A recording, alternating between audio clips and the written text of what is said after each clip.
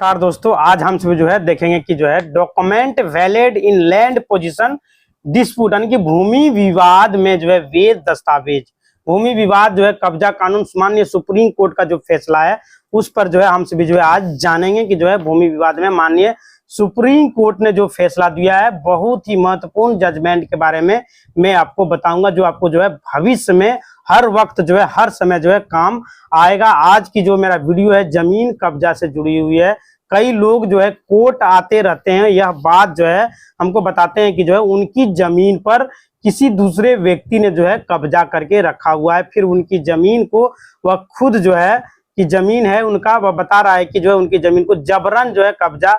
किया जा रहा है। 100 लोग जो है वहां पर अचानक आ जाते हैं और उनकी प्रॉपर्टी पर जो है दीवार वगैरह देने लगते हैं, बाउंड्री वॉल वगैरह देने लगते हैं। इस तरह का कंडीशन जो है उनके साथ हो रहा है। तो कई लोग जो है कई बार जो है ऐसा उनके साथ हो रहा है। तो हम जो है बताते हैं कि यह संपत्ति जो हमारे पास है यह अपने जो है बाप दादा यानी पूर्वजों के द्वारा जो है उनको मिला हुआ है। उसके बाद भी जो है कई जो है दूसरे व्यक्ति आकर जो है यह कह रहा है कि यह संपत्ति जो है हमारी है, आपकी जो है कैसे हो गई, मैंने जो है इस संपत्ति पे जो है कैसे मकान बना लिया है, या जो है कैसे इस जमीन पर जो है खेती बाड़ी कर रहे हैं। तो कई तरह के जो है मामले जो है इस तरह का आते रहते हैं। तो सबसे पहले मैं आपको बता दूं कि जो है आपकी संपत्ति पे जो है कोई भी दूसरा व्यक्ति आकर अगर यदि कब्जा करता है, जैसे आपका वो पुश्तैनी जमीन है, आपके जो है दादा परदादा की जमीन है, अचानक वहां पे जो है 10 से 20 लोग जो है आपकी संपत्ति पर चला आता है और जो है वहां पर बाउंड्री वगैरह देने लगता है, दीवार वगैरह देने लगता है। तो आपको जो है क्या करना चाहिए? सबसे पहले आज की डेट में आपको जो है इस तरह की बात अगर पता चलती है तो आपको जो है अपने मोबाइल फोन आपके पास तो जरूर होता होगा,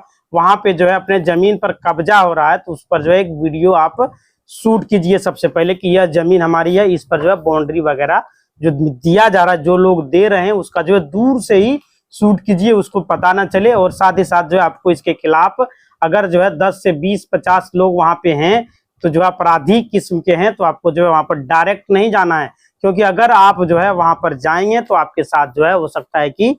मारपीट खून खराबा वगैरह हो सकता है। तो आपको जो है इसकी सूचना तुरंत जो है नजदीक का जो पुलिस स्टेशन है उनको जाकर देना होगा, और जो वीडियो आपने बनाई है वो वीडियो आपको वहां पे दिखाना होगा, फोटो भी आपको दिखाना होगा। इस तरह से हमारी जमीन पर जो है कब्जा किया जा रहा है। तो जो है यह बात होगी, आपके पास सबूत आ गया। अगर आपकी जमीन पर अचानक कोई व्यक्ति यह सब कर रहा है, लेकिन कई बार जो है ऐसा होता है कि कई लोग अपनी संपत्ति, कई लोग जो है दावा करते हैं कि यह संपत्ति जो है हमारी, कोई दूसरा लोग जो है दावा करने लगते हैं और वहां पे जो है बाउंड्री वगैरह देने लगते हैं। आपने जो है मेरे पिता से गलत तरीके से ले लिया, आपने जो यह जमीन ली है वह आपकी जो डॉक्यूमेंट है वह सही नहीं है, यह हमारी थी, हमारे पूर्वजों की संपत्ति थी। इस परिस्थिति में आपको क्या करना है? या फिर जो है अगर आपको जो है कोर्ट में किसी भी तरह का सिविल मुकदमा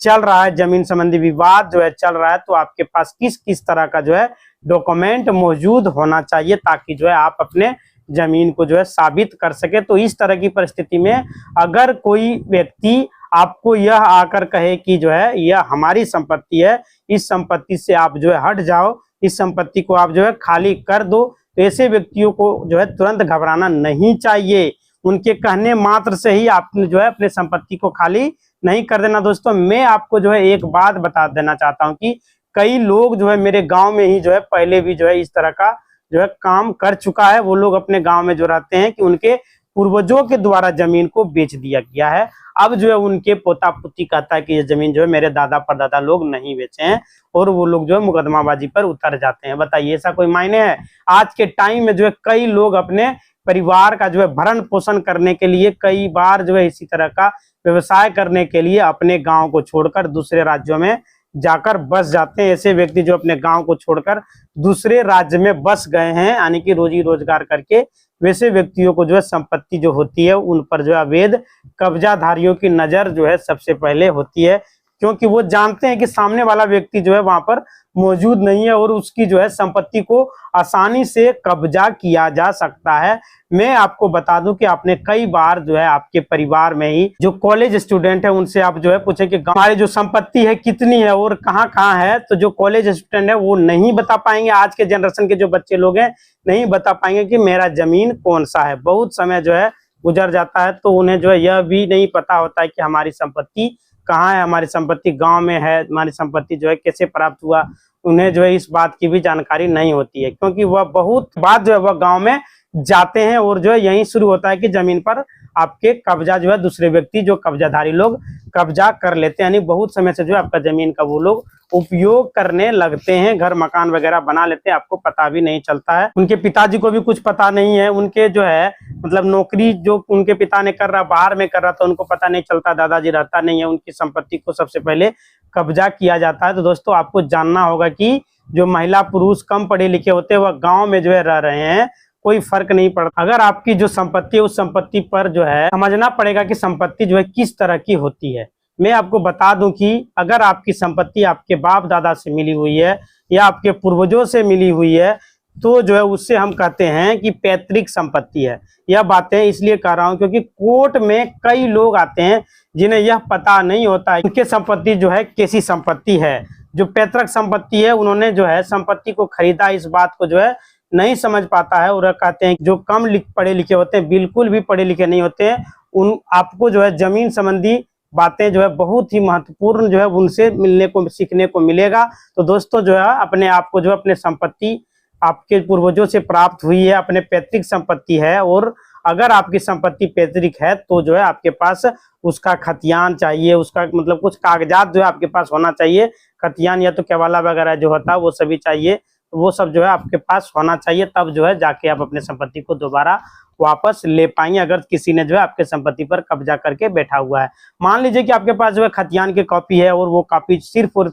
फोटो कॉपी आपके पास है, सर्टिफाइड कॉपी यदि आपके पास नहीं है, तो अगर आपके पास आपकी पैतृक संपत्ति है, आपके पास उसकी सिर्फ फोटो कॉपी है, आपके पास ओरिजिनल कॉपी नहीं है, तो यह कॉपी जो है आपके पास रहना बेहद जरूरी है, ओरिजिनल वाला। तो आप अपने पास अपने पूर्वजों की संपत्ति है उसकी जो सर्टिफाइड कॉपी जो है प्राप्त कीजिए, कहीं से भी मतलब निकालिए, कोर्ट वगैरह से निकल जाता है आजकल, ऑनलाइन सब कुछ अपलोड कर दिया गया, यहाँ से आप डाउनलोड कर सकते हैं। यदि आपके पूर्वजों की मान लीजिए आपके पिताजी या आपके दादाजी किसी का मृत्यु हो चुका है तो यह आपको डॉक्यूमेंट रखना बेहद ही जरूरी है, वो भी ओरिजिनल डॉक्यूमेंट। उनके जो है बच्चों को अब इस बात की जानकारी नहीं है तो क्या वह भी जो है युवा है, अगर आप जो है कॉलेज स्टूडेंट है या फिर जो है कहीं नौकरी कर रहे हैं, आपके पिता ने जो है कोई संपत्ति खरीदी थी, इस बात की अगर आपको जानकारी है तो जो है आप जान जाएं कि आपके पास जो है सेल डीड की कॉपी होनी चाहिए। सेल डीड की कॉपी भी सर्टिफाइड ओरिजिनल हो, अगर आपके पास ओरिजिनल नहीं है तो जो है फोटो कॉपी, तो आपको जो है सर्टिफाइड कॉपी रखना बेहद जरूरी है। अब मैं आपको बता दूं कि जो है सर्टिफाइड कॉपी की बात कर रहा हूँ। सर्टिफाइड कॉपी अगर जो है आप कहीं भी पुलिस स्टेशन में जाके दिखाएंगे तो या फिर कोर्ट में यदि आप जाएंगे प्रेजेंट करेंगे तो वहां पे उसका वैल्यू होती है, लेकिन सिर्फ और सिर्फ जो है फोटो कॉपी आप दिखाएंगे, आपकी जमीन को जो अचानक कोई हड़प रहा है तो आपके पास सिर्फ फोटो कॉपी है तो उससे आप लेकर पुलिस स्टेशन में जाएंगे, पुलिस वाले भी जो है आपको इग्नोर कर सकता है। हो सकता है कि पुलिस वाले यह कहे कि जो है आप ये फोटो कॉपी लेकर आए हुए हैं लेकिन यह सर्टिफाइड कॉपी नहीं है, इसके साथ साथ हो सकता है सर्टिफाइड कॉपी आपको लाने के लिए उनके द्वारा बोल दिया जाए, फिर आप जो है परेशान हो जाएंगे। इसलिए जो पहले ही आपने जो है व्यवस्था कर लीजिए और अपना सर्टिफाइड कॉपी को कहीं से भी ऊपर कर लीजिए।